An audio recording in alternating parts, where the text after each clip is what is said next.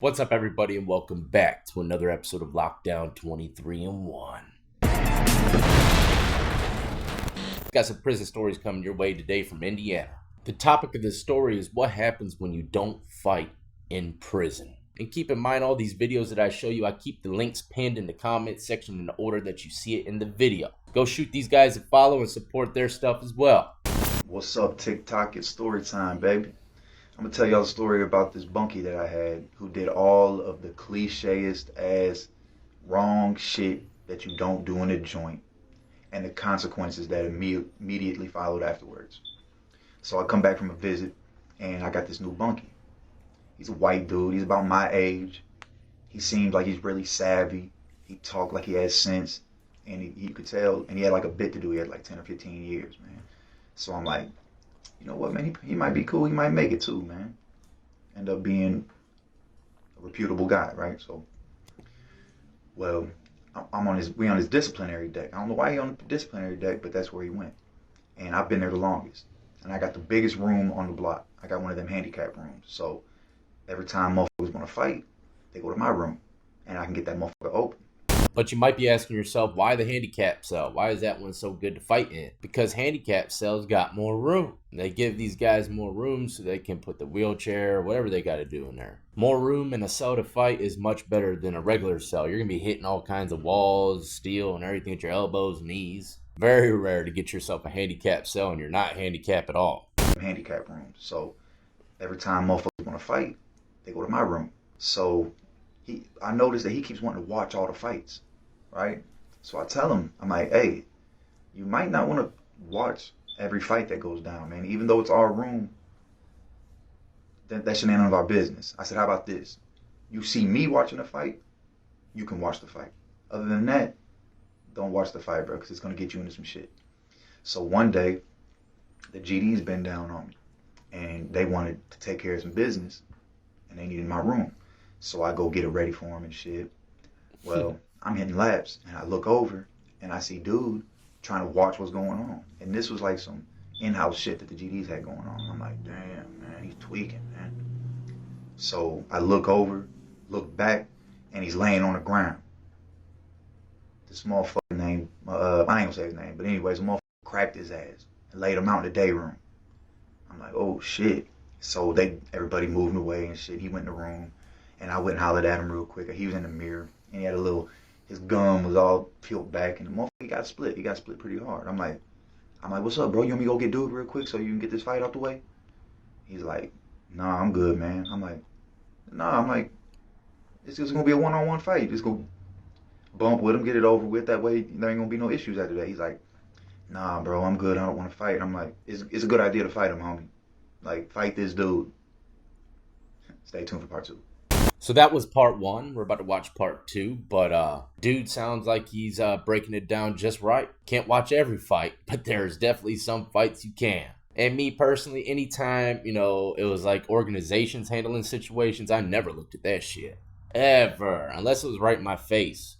Alright, so this is part 2 about the bunkie who just did the wrong shit and the consequences that followed. So I'm like, bruh, you don't want to bump? He's like, nah. I'm like, all right, man. So up until this point, he was eating lunch and dinner and breakfast with the SKs every time. He was probating to be an SK, which out of all the white organizations, they're probably the most honorable ones in Indiana. There's actually a few SKs out there, but this one he's talking about, I think, is Saxton Knights. Could be wrong, though. There is a group down south called the Southern Knights. They got the most respect. They really don't be on that racist ass shit. So they cool. And he was eating with them and shit. And they was feeling him, and he was about to be a SK. He goes to sit down with the SKs and eat like normal, like every day. And they were like, nah, homie, you can't sit with us. And he was like, damn. So he sat down. I'm kind of watching from a distance just to see what happens and shit. So he sits down in this chicken patty day. And this little dude, he walks up to him. He's like, hey, bro, you want to sell your chicken sandwich? And he was like, no, I got to eat this. And the dude was like, I'm just being nice, bitch. And grabbed the sandwich and walked away and ate his shit in his face. Damn. And he just looked, and he was looking all shocked and shit. And he just shook his head and ate the rest of his food and shit. And if I were to guess, his SK cats ain't respecting him no more because he didn't fight the first time when he got sucker punched in the paw. But if someone steals a damn chicken patty straight up out your tray, oh man, I'm not gonna sit here and coach you on what to do when it comes to like physical activities, but you can't be letting nobody steal your damn chicken patty in prison, man. Maybe the fruit cocktail, but not the damn chicken patty. And he just looked, and he was looking all shocked and shit.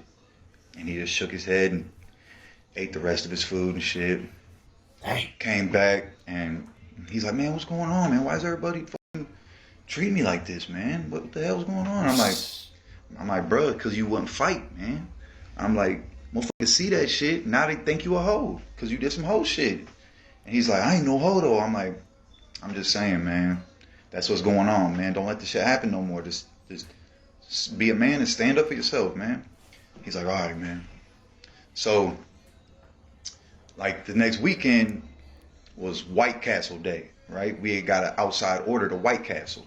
It was like, he had like 3 cases of pop and like a 30 case of White Castle or some shit. So it comes, and we in the day room, and I noticed like 2 or 3 of the GDs is talking to him. I'm like, oh shit, I already know what's going on. So he comes in the cell. I'm like, what they was talking about?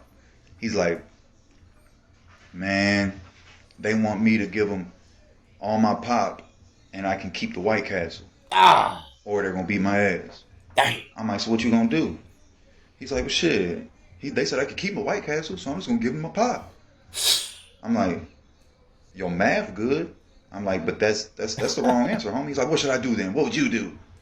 He's like, I'm not even affiliated. Nobody's fucking with me. I'm like, grab a lock and hit him with it when he's on the phone.